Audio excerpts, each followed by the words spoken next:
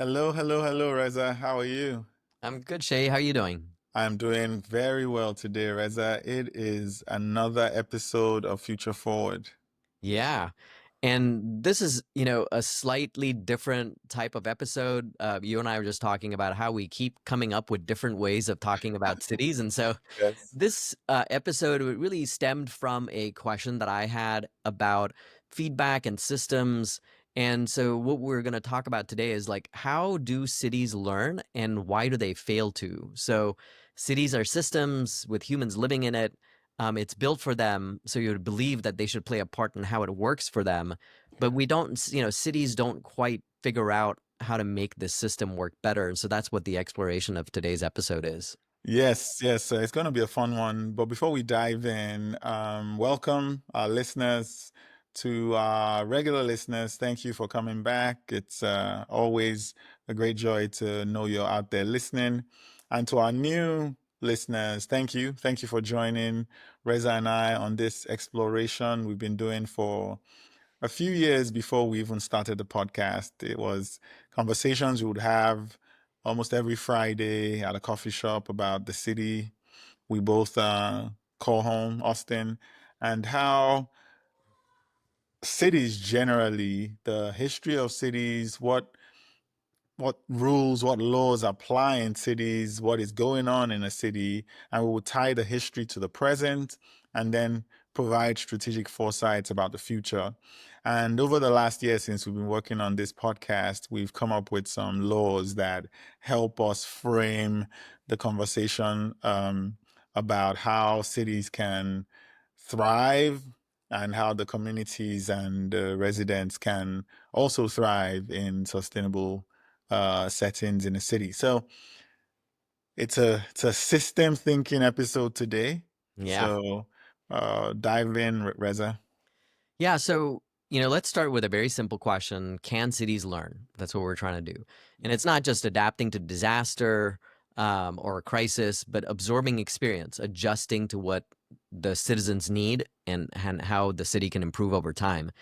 And, as we talk about the history, it suggests that the answer is complicated. And so across the centuries, from, Renaissance cobblestone streets in Florence to sprawling boulevards of the megacities that we live in today in modern times, cities that thrived were those that really embraced feedback, not just from engineers and economists, but from everyday residents. But just as often, cities turned away from feedback, either ignoring it, fearing it, or designing systems and places that made it impossible to hear. And I'm going to use two examples from history to kind of highlight this. Brazil, was planned from scratch by the architect Oscar Niemeyer and the urbanist Lucio Costa. And Brasilia was, the crown jewel of modernist planning. Beautiful vistas, sweeping lines, rational zoning defined the city. I mean, you've seen the photographs. It makes for beautiful, beautiful photographs. But there's a catch. It was built to be viewed from above, not lived from below. And so the working class, those who kept the city running, they were never really factored in. So they created their own feedback, informal housing rings around the city's edge. And Brasilia became a case study in what happens when this vision drowns out the voice of the people. One more example, this one in the U.S., Pruitt Ego in St. Louis. It was celebrated as the future of public housing, but it collapsed under the weight of its own rigidity. Residents complained about broken elevators, crime, lack of community input, but decision makers were not listening or they didn't want to. And so by the 1970s, Pruitt Ego was demolished less than 2 decades after it opened, and the urban theorist Charles Jenks famously called its destruction the death of modernist architecture. But really, it was a failure of feedback. It wasn't about architecture. And so these aren't tales of poor urban planning or bad architecture. These cities that don't create a space to hear people's lived realities will face rebellion, and not in the streets, but in the shadows, in the informal settings, and the failures that come from being out of touch. And so if a city can't listen, it can't learn. That's what I'm trying to say over here. And if it can't learn, it won't last. So that's, the historical context or the setting for how we explore, where we have come in present times and, what this means for the future of cities. Yeah, no, this is super interesting perspective on cities because they are organisms. Anyone who's listened to this podcast knows we see cities as organisms that are living, learning, and growing. And I will reference systems thinking book a lot in this episode. It's called The Fifth Discipline by Peter Senge, I believe the pronunciation is.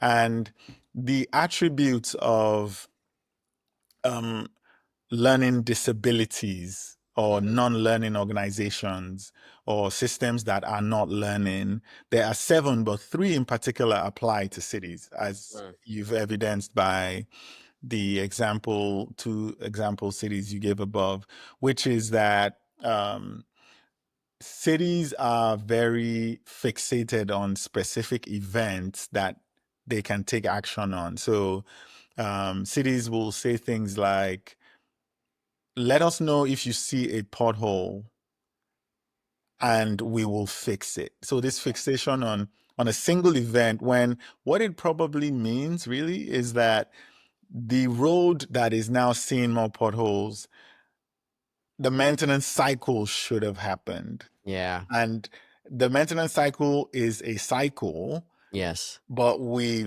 fixate on events a lot, and that's one evidence of the fixation on events Yeah. is a non-learning system disability, which Mhm. cities express a lot. There's this we in cities events bubble under the surface until it becomes a crisis. It's Yeah. not that it wasn't there, it's just bubbling on the surface. The Brasilia example of people then deciding to, it didn't just happen in one day, it Yeah. was over time. So it's called the boiled frog syndrome. That Yes. is where there's no learning going on. Yeah. You're not responding to the heat as a frog, and you're just until you boil. Yeah. So that's the second non-learning activity that goes on in cities. And there's this very siloed approach in cities. The third learning disability is I am in my position. Yeah. I am in the transport department. I pay Mhm. attention to problems or issues in the transport department, not Mhm. across the Throughout the city. board. So those are three examples of just this. Clearly laid it out with the two examples of the Mhm. cities you gave, and in all instances of learning disabilities that I shared and the examples you've shared, the law that you pulled out that totally applies is one that we really can just sum up as if the city leaders aren't listening to their people, Yeah. things will go wrong. Yeah. But the law, as we framed it in our 21 laws, is that participatory governance leads to better community outcomes, with the framing here being that inclusive decision making processes that actively involve diverse community members lead to more equitable and effective urban policies. Brasilia, beautiful from the top, unlivable Yeah. down below. Yeah. Perfect example.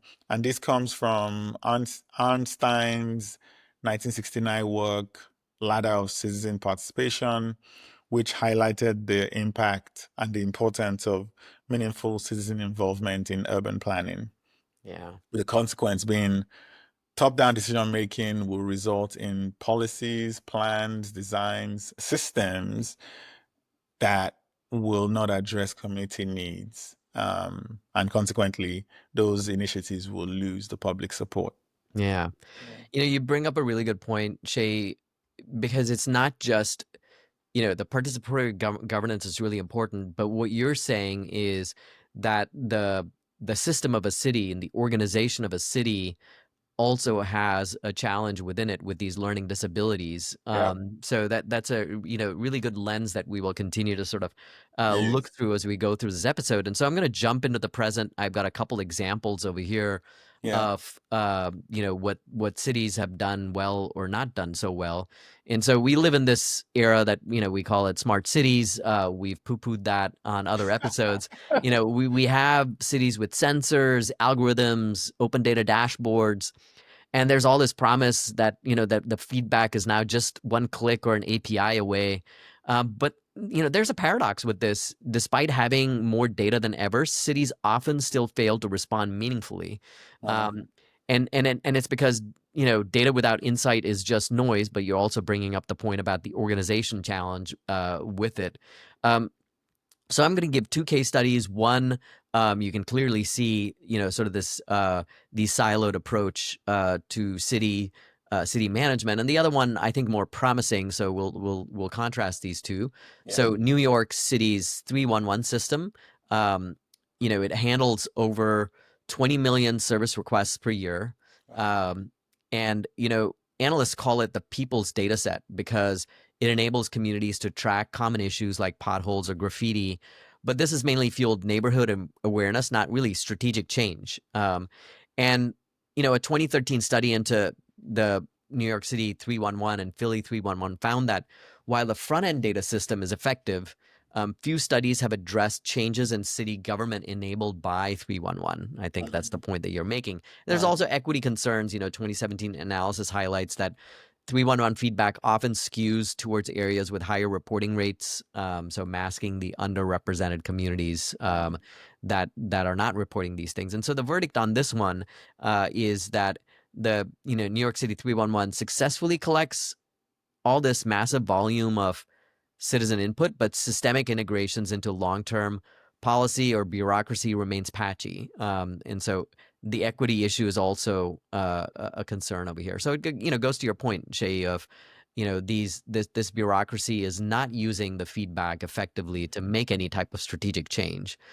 The second example, maybe moving in a better direction, Amsterdam's donut dashboard, and so they're trying to uh, adopt, or the Amsterdam officially adopted this donut economics as part of its post COVID-19 strategy, and it embedded it into both its circular 2020-25 strategy and live urban metrics. And so they have this dashboard with a number of metrics, in a donut shape with the, um, levels moving up and down around, climate, atmosphere, all these different aspects that they Mhm. pay attention to. And the idea was to have a co-creative policy model. The tool set was designed to connect a wide network of city actors in an iterative process of change, and it tried to engage residents, businesses, and city officials in co-creating, the things coming out of it. Um, One of the sustainability advisors that worked on this, Leanne Huslebach, said, "The model is really now part of our DNA. We're doing things that 10 years ago we wouldn't have done because we were valuing things differently." So this dashboard is really bringing things to light they should pay attention to. Mhm. Um, but there's also some, critics of it. A recent review echoes strong uptake, but flags dependence on external funding and ongoing struggles with long-term scalability of this approach, of taking all this input and actually meaningfully using it. Mhm. And so Amsterdam's donut approach is not just a data visualization. It is trying to drive tangible policy shifts, cross-sector collaboration, and systemic prioritization, but its transformative power is still evolving. It hasn't quite, hit its stride yet.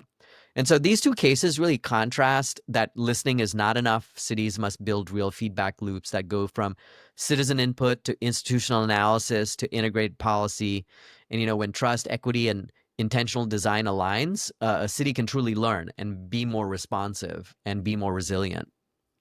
Yeah, no, again, a couple of really good examples, and I'm glad you sort of contrasted it. And I would say that there's a framing that, again, tying it back to the fifth discipline here. Um, Even as the technical layer, if we want to call the dashboard that, the technical layer of the city, the donut example is learning, or the 311 example, the technical layer is capturing more information, but the human institution around that technical layer Yeah. there's there's a continued action that is required from the information you get from the technical layer that is learning a lot, but that actions, although those actions never get completed. Mm, It's all a loop. yeah. You find out new information and input, you take actions, and ideally that becomes an input again for both the technical part of the city and the human part of the city and the decision making in the city. But Yeah. that loop is not getting completed there. So, really, really good examples of both where it's working and where it's not quite working, but also why, Yeah. which is critical.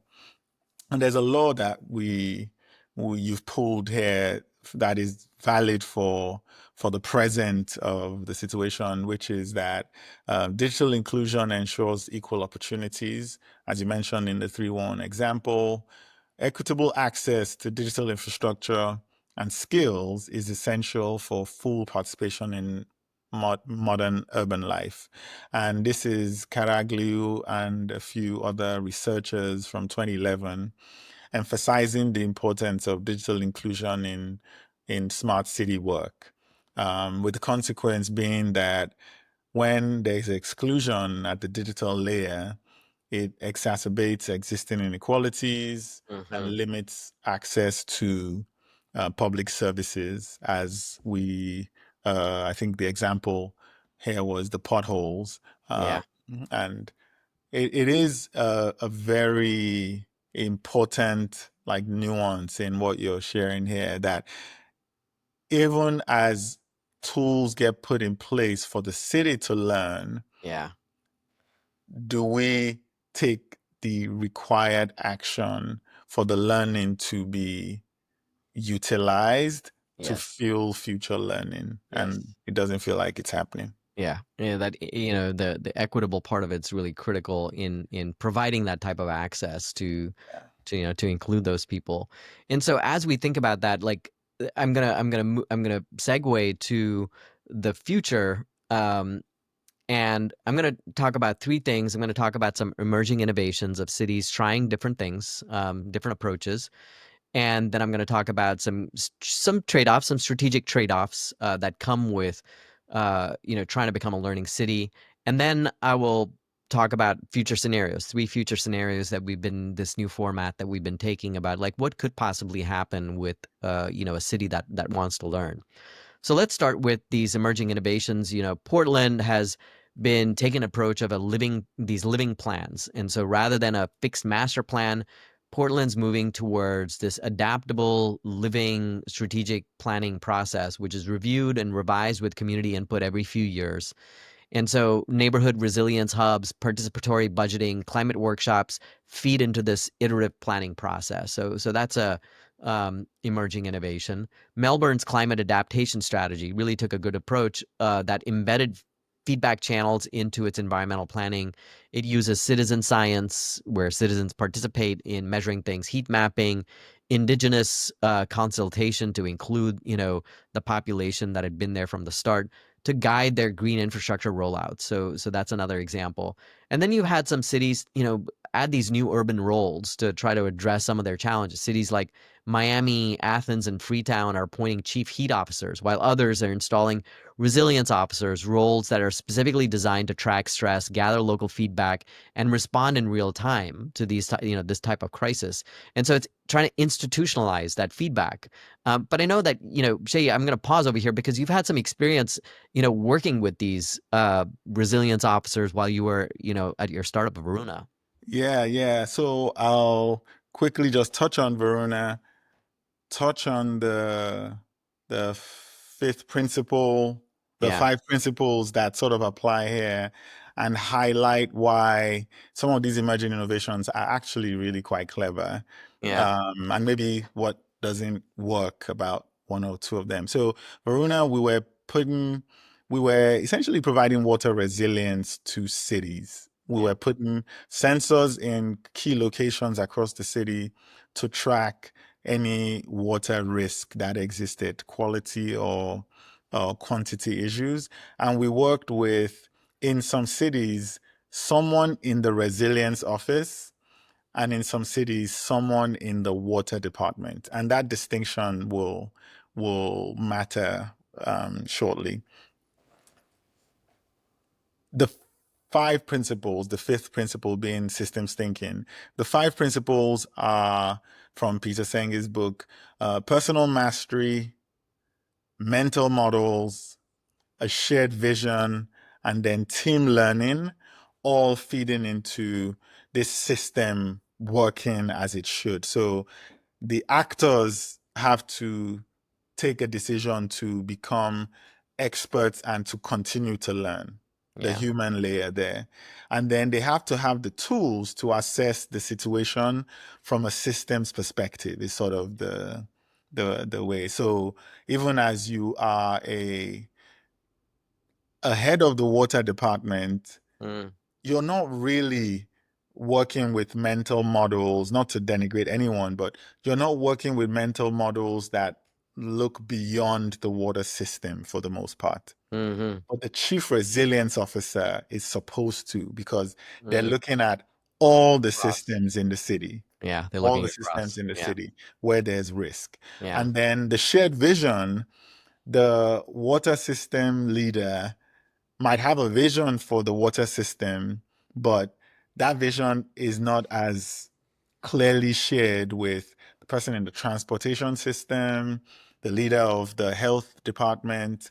But the chief resilience officer absolutely is thinking about how Mm, do all these systems work together, and mm, what is the overarching vision here. mm, And then there's the learning as teams, teams being either the water department or teams across these different systems. And at the chief resilience officer level, it is absolutely system thinking. You are not thinking about a city as a silo. yeah, We had more success in places where there was a chief resilience officer than a water system head that we were engaging with, for those reasons that I just pointed out. yeah. Because they could see the bigger picture of what you were trying to Exactly. help. Exactly. And so, even as some of those cities had the information and the data, Mm-hmm. they were not completing the loop of learning, action, and adjustments based on whatever information they got from taking action. Mm, But it was happening at the chief resilience officer level. So, to go back to your examples, the Melbourne's adaptation strategy, I actually remember while we were running Verona, we got introduced to some people in Melbourne, Australia, just to talk to them because they were doing it right. They were absolutely doing it right. But a lot of US cities weren't, unfortunately, yeah, for the reason I just pointed out. So it is such a good framing and point you make about how the emerging innovations absolutely cover the gaps, yeah. but then if the learning isn't embedded within the system as a whole, it still won't work. Yeah. Yeah, that's a really good perspective. I mean, I was very excited about this episode because I knew you could bring some of that real world experience to it, and you know, uh, these two strategic trade offs that I'm going to talk about is another opportunity to sort of dig in and ask you like your experience with Varuna. But there are two things that a learning city has to trade off. One is expertise versus experience. You know, urban planners, city managers, they must integrate their top-down technical knowledge with bottom-up lived wisdom. And so this is especially crucial in marginalized neighborhoods where you don't get that type of bottom-up input. And then the other one is tech versus trust, which I think you can really address very well. So even the best data systems fall flat if residents don't believe their input matters or fear that it'll be used against them. Trust is the true infrastructure of any feedback loop. And it's really difficult for even a city manager using a system, can they trust that data that they're getting? So I think it goes both ways, whether it's citizens trusting that their information is going in, or a water manager, city manager trusting, or am I getting the right signals to trust that this system that is not my lived experience and knowledge to help make decisions for me. It is, again, another really good framing of what goes on the ground Mm, that even I'd say at the point when we were working on Varuna, this wasn't how I was thinking about it, but you've laid it out so well. And I'll use a quick story to highlight this. We were yeah. deploying sensors in a city up in the northeast. It shall remain nameless because they were not great partners. Mm, But I remember I was deploying the sensors, and while we were working on it, we were outside at a corner in one part of the city, and some kids on bikes rode their bikes, came up close to us, and they're like, "What's this?" Because this was at a point when we had different versions of our sensors. This one was a bit more, I guess it shot up from the ground a lot more because we needed the power source to come from solar panels we'd angled on the top. mm, And even as the sensors themselves were connected to the pipes, but it protruded from the ground up. And they were like, "What is this?" So I explained it to them while the engineers were installing. About a few minutes later, their parents showed up hmm. because guess what? Every other time something's been installed, they didn't trust the city. They Interesting. didn't trust the city. So there's this random thing showing up. What is this again? Yeah. And that trust that didn't exist between the city and the residents was immediately transferred to us, Yeah. even as the technology was supposed to provide value. Yeah. And then the expertise of the people at the water department, this was one of the cities that we didn't connect with the resilience officer. They only saw the devices as something coming to expose them for how um, ineffective they were at protecting the water infrastructure for the city. So there was also a bit of distrust, and some of it came from their feeling that they knew how to handle the water in the city, even as they were having water violations at a level that most other cities in the country were not. Yeah. So unsurprisingly, that project didn't really work out. We still have, it's been years, they never returned the sensors to us. They took them out, they Yeah. never returned them to us. But I don't even think it was about the technology. Yeah. It was this like trade-off between, you know, are we an organization as a water department that wants to get better, Yeah. and the people they were serving could see that the answer to that was no. Yeah. Yeah. Yeah. And I think that's a really good story. The to go back to your framing about learning organizations, like if there isn't that trust, if there isn't that openness, how is that organization going to learn? How's the bigger system of the city going to learn? Yeah. Um, and so the last part over here that I want to talk about is future scenarios. Like what can what scenarios can cities expect if they want to listen to this feedback and become learning organizations. So the first one is optimistic. Cities not only build these permanent feedback infrastructures, open data combined with open dialogue, citizen juries, planning co-ops, local storytelling labs that become the norm and not the exception. But they also break down the silos, take that information, shared with one another, trust, and start this learning organizational, cycle.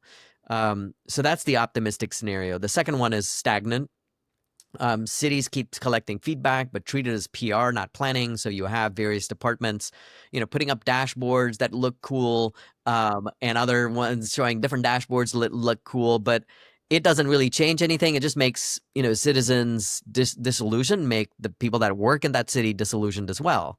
Yeah. And then the last one is dystopian, which is feedback becomes surveillance. Uh, Smart cities start to feel more like monitored cities, and so the city is taking the wrong approach to learning, which is like, I'm going to monitor everything, and then citizens feel like they're being surveilled, and so the uh, data is used to control rather than collaborate, because they think that maybe control is a way to change things, and the voices that matter most are those that that challenge power, so they get silenced. uh, And then the city won't learn at all, and it becomes this really bad feedback loop into controlling what the city needs to be, and the city is an organic system. So how can you control it in the first place? yeah. Yeah.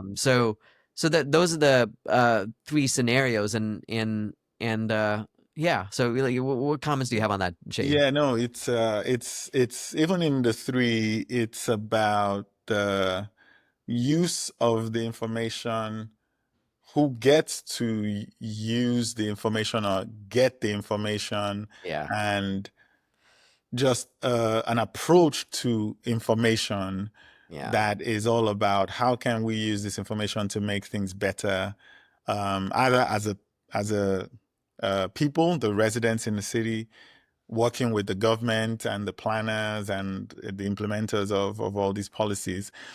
And it it'll surprise, it probably won't surprise our listeners, but maybe it might surprise a lot of people that that line between those three scenarios is super slim. There's it really is good point. it's we I'm so glad you laid them out as three separate possible futures. But if, and I know you have a call to action, if we as citizens and residents do not pay attention, our cities can fall into Yes. any of those three so quickly. Yeah. And having worked with a few cities across the country with Varuna, across all parts of the country, the south, the east, the west, Yeah. um, there were cities that used data about water quality, quantity, whatever it was,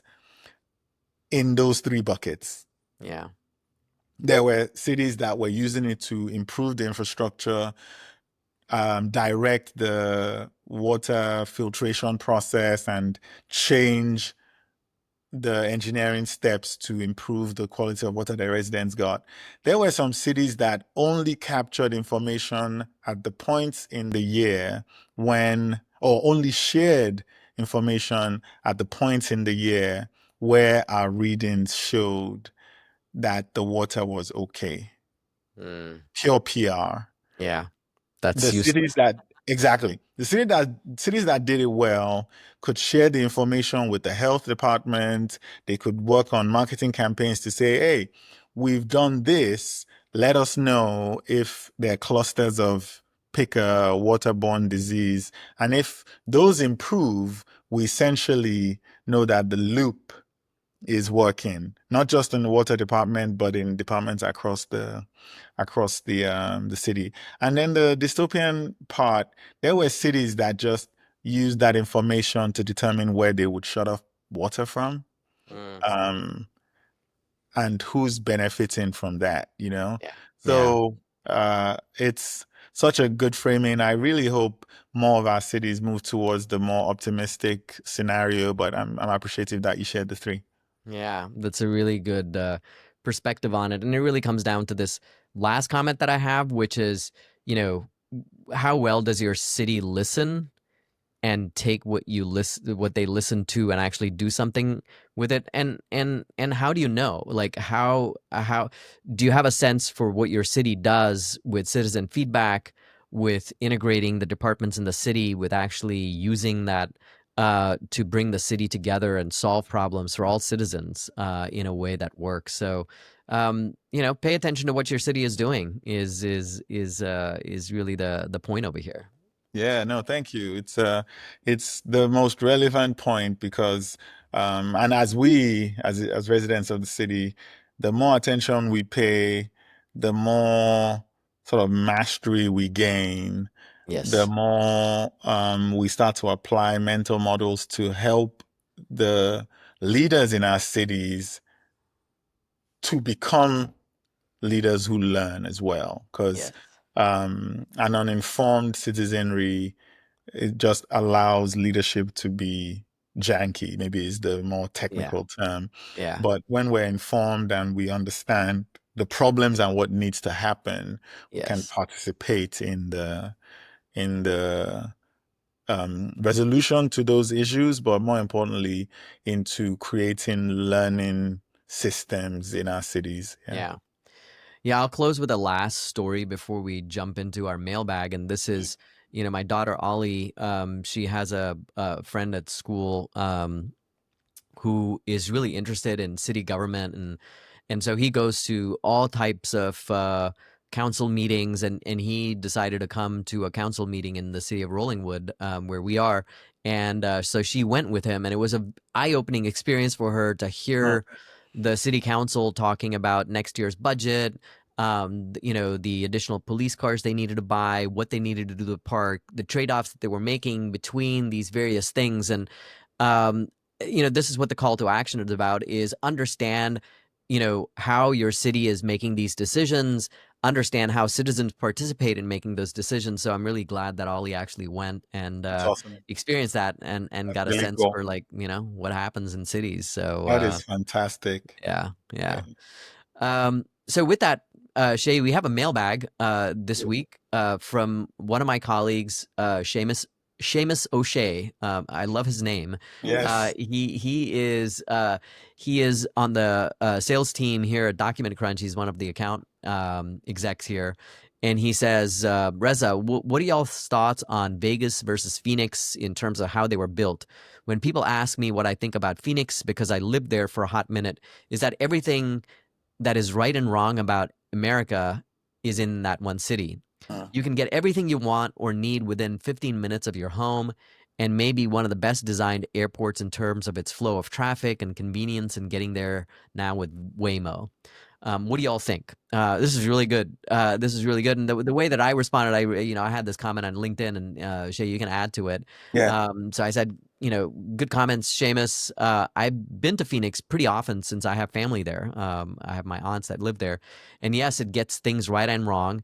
It's a city that has inadvertently created a form of distributed accessibility where strip malls, big box stores, and services are distributed around, but they're not but it requires a lot of driving to get there. Yeah. And so one of the challenges of Phoenix is that it has built itself in a way that's non-resilient. That's not good for the climate shock that could happen to the city. Because it's so distributed, people have to drive everywhere, and so that's not really a good solution. So maybe it's convenient for you, but it's not a way to do it in a large city like that, especially one that has a lot of water stress with it. Yeah, no, it's you've framed it correctly. It's one of the least walkable cities in the US as far as the last set of um, research stuff that I've seen. One of the least walkable, and Phoenix has had to ship and store water from thousands of miles away. Mhm. So it's doing the right things. I think Seamus, you nailed it. It's doing a lot of things right, but it's also in addressing some of the problems that are apparent in Phoenix. The city is also leaving itself quite vulnerable, Yeah. as you've said, Reza. So thank you for the comment, Seamus. Phoenix is a fascinating place in terms of this conversation we have around Yeah. sustainability, thriving communities. Um, Maybe we should, when we visit next, we should absolutely do an episode on it. Yeah, I've just made a note. We're gonna do a That's awesome. future Phoenix episode. I've been, Exactly. we've been, both of us have been there so many times. Yeah. But we love comments like this. Thank you, Seamus. Please, you can have your comments on our YouTube, on LinkedIn when we post on there, or you can even send us an email, hello@future4.fm. Rate and review, like and subscribe. Please share this with a friend that you think will enjoy the episode. That we continue to grow. Word of mouth is really helping us. So thank you for listening, everyone. Can't wait till we do the next one, Shay. Yes. Thanks so much for a really good episode, Reza. And to our listeners, please let us know. We'll see Yeah. you soon. Okay. Thanks. Bye. Bye.